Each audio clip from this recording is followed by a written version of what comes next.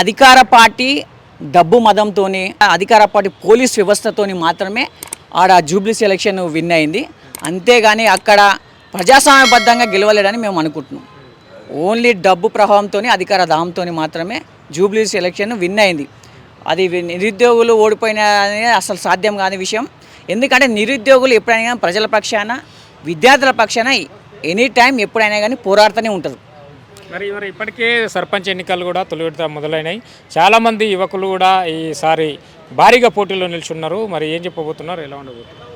సర్పంచ్ ఎలక్షన్లో కూడా కాంగ్రెస్ పార్టీకి వ్యతిరేకంగా ఈరోజు ప్రజలల్లో చాలా వ్యతిరేకత ఉంది. ఎందుకంటే రాష్ట్రంలో ఉన్నటువంటి వాళ్ళు 6 గ్యారెంటీలు ఇస్తామన్నారు. ఇప్పటివరకు ఎలాంటి గ్యారెంటీ నిర్వహించలేదు. అదేవిధంగా నిరుద్యోగులకు ఇస్తున్న గ్యారెంటీలు ఎలాంటి గ్యారెంటీ నిర్వహించలేదు. కాబట్టి అందరు ఊకుమాడిగా కలిసి ఈరోజు రాష్ట్ర ప్రభుత్వాన్ని, కాంగ్రెస్ పార్టీని బొందబెడుతున్నారు స్థానిక ఎలక్షన్లో.